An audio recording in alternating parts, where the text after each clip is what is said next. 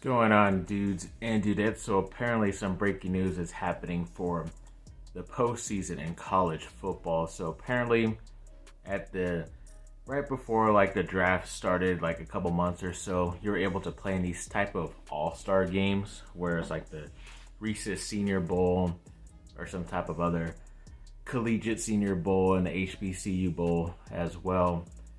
And it was a way for a lot of guys who aren't going to get drafted high to have an extra game or two to be able to get their tape out there and practice and get these scouts in front of them.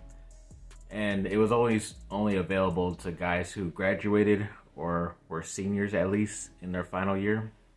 But now it looks like it's going to be available for all underclassmen as well, whether you have graduated or not. And I'm assuming that's because if both Caleb Williams and Drake May, I think he's a junior as well, that they want to be able to see these guys as much as they can. So it's not that surprising that they changed the rule all of a sudden.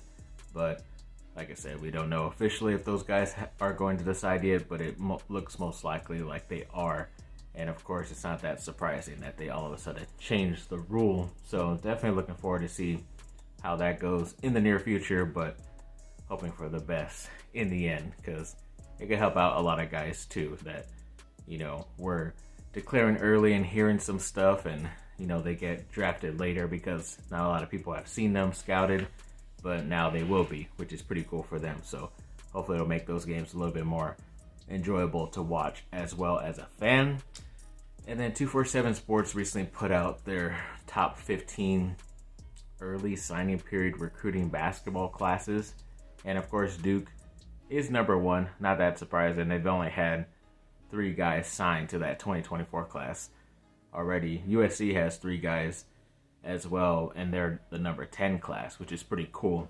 But we'll get into the Duke side first. So obviously, it was Cooper Flagg, the number 1 player overall in the class. Not that surprising, but definitely glad that it's official and don't have to worry about him looking to go somewhere else. And he still has the opportunity to do that if he somehow changes his mind. But looking as of right now that he's going to be a Duke Blue Devil, which is nice. Was even interviewed on the Dan Patrick show, morning show, like the other day too on video. So that was pretty cool to see him talk about why he committed to Duke as well. And then Patrick Mbanga, or I think it's Pat Mbanga, that's how they put up the little graphic of him now. But he signed as well, that 4-star center that recently committed to them, which is cool.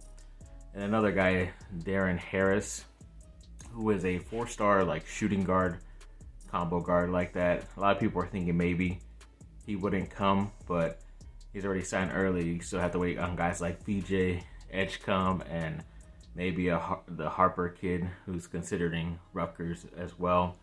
But noticeable guy missing is Isaiah Evans, who's a 5-star small forward. Kind of looks like another version of Brandon Ingram, who was with the program a few years back. But yeah, people were saying maybe he was going to go sign somewhere else. He even confirmed on X that he wasn't, but I don't know, as of right now. I guess you have until the 15th or something like that. It's like a week or so window right now to be able to sign early. So hoping he does sign, but we'll just have to wait and see if he officially does or not.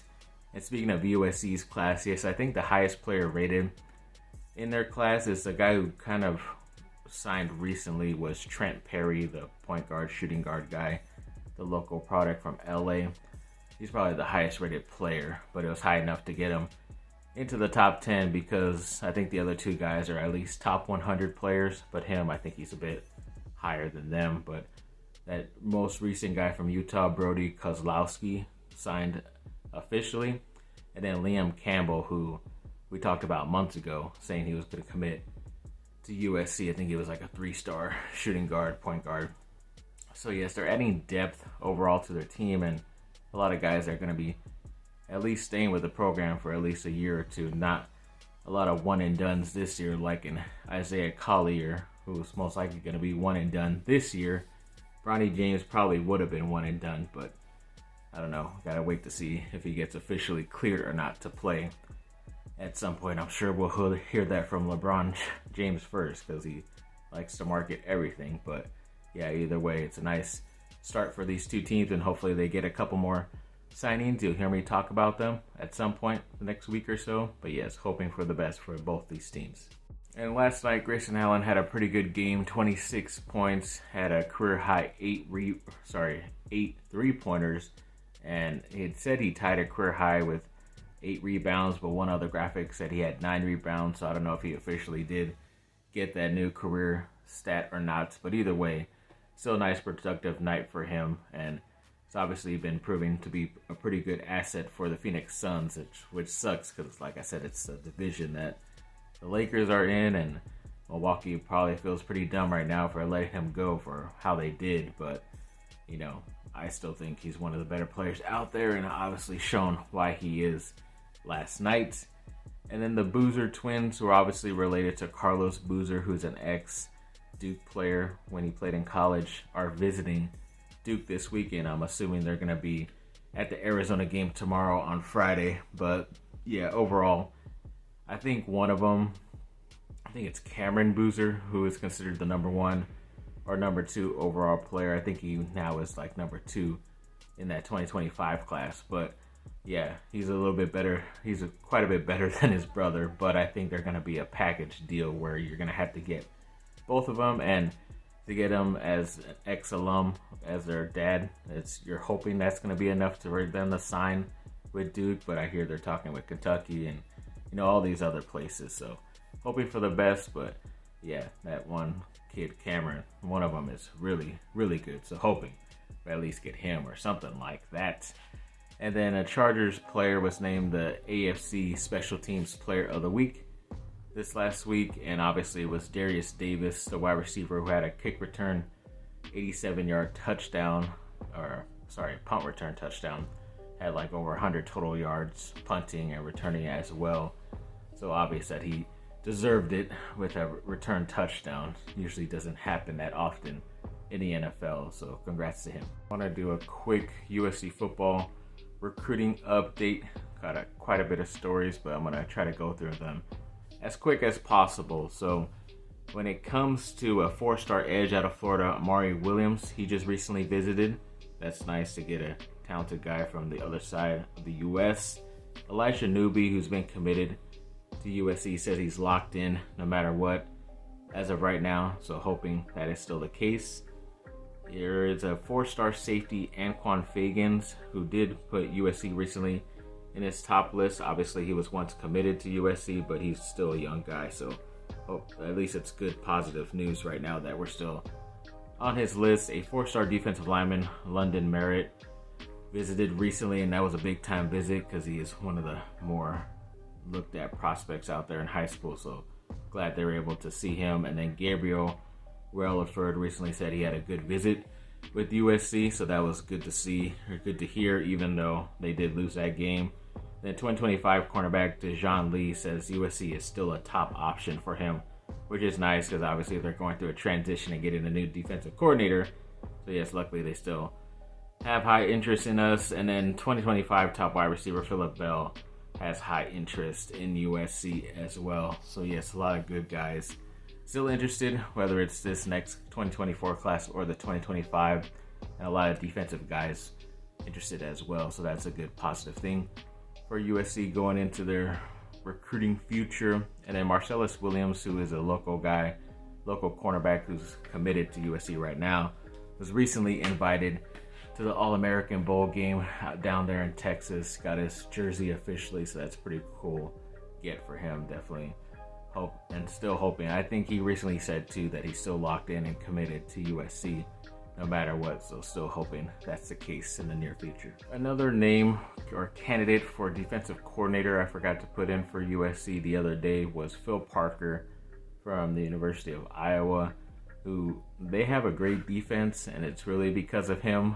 And no matter what type of players they get, highly talented or not, he still builds them up, and they still have statistically one of the better teams out there in college year after year. It's just he always plays for a bad offense and they never score enough. And sometimes they're still somehow able to win with just the defensive play. But yeah, I would I can't imagine like how great USC's defense would look like, or even just have to be good enough average, and USC could still win a bunch more of these games that they've lost recently. So he's another top candidate. So we'll see if they can lure him away from another Big Ten school that they will be joining in the near future. A recent NBA executive did say that the Lakers are maybe looking to get Alex Caruso back on their roster in a trade. I know someone said recently too that they felt bad that they didn't re-sign him that year, even though they could have. But I think that was the year that they were trading for Russell Westbrook, and even though they did that trade, they still could have kept him, but for some reason they were dumb enough not to, and they regretted it the second after he signed somewhere else. But yeah, he's not as great of a player, I don't think, as he was a couple years ago, but he's still a good, tough-nosed guy, especially on the defensive side at that guard position, which is what they need. So they definitely could use him in that case, and it doesn't cost you a lot. You don't have to give up a good enough player, and I say do it, but if you have to give up like a high draft pick and, you know, one of your better starting guys, and you probably don't have to do it, but just have to wait and see how that goes. But yeah, last night, sadly, the Lakers did lose pretty big, especially against a up-and-coming Houston team, which isn't considered one of the better teams out there. But yeah, they ended up losing by 30-something. It was like 94-128. So that sucked. And then, like I mentioned, the Anaheim Ducks played last night as well against the Pittsburgh Penguins, who they recently played and beat around a 6-game winning streak, the Ducks were. But last night it was snapped, and they lost 0-2.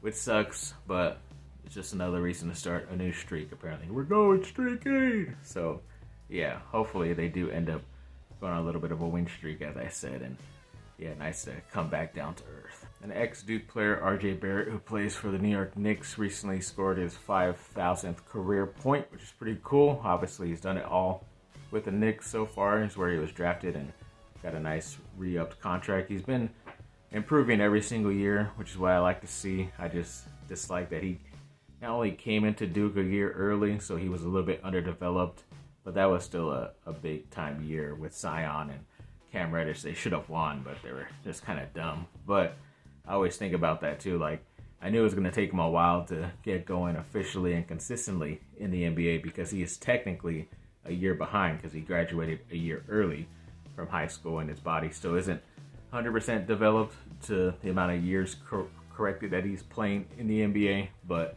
so far so good, and hoping just pretty good. I think he had like 24 points last night as well, so that's a good job by him. And then the phenom freshman for the USC women's basketball team, Juju Watkins, her 32 points in her debut, I forgot to mention the other day, was, I believe, the most by a freshman in their debut for the women's side. I think even the great Lisa Leslie had like 30 points. So either way, I think she still gave her a shout out on X, so that was pretty cool to see. But yeah, the women's basketball team have also did some good early signing day period stuff as well. They did sign at least 3 players, and one of them that was that 5-star player that's really good that they were able to get was Avery Howe. So luckily she did sign early. That's a big get for them. Another player is Ryan Forestier. I don't know how that name goes. And then Laura Williams as well was the last signing as of today. It's pretty early right now. It's like before 9 o'clock. My dog kept waking me up for no reason. It wasn't even that windy, and I don't know why she's scared or whatever. But yes, I'm up and doing this right before more news come out here on the West Coast. Just hoping it's nothing breaking news or big enough to have to do another video. But hopefully y'all enjoyed this. Yes, thanks for watching, people. Like and subscribe. Comment down below. Let me know what y'all think. Have a great day. Bye. If I don't. Milwaukee looks retarded, or excuse me, dumb, for being. I have to redo all that. And yes, last night Grayson Allen did get a nice game.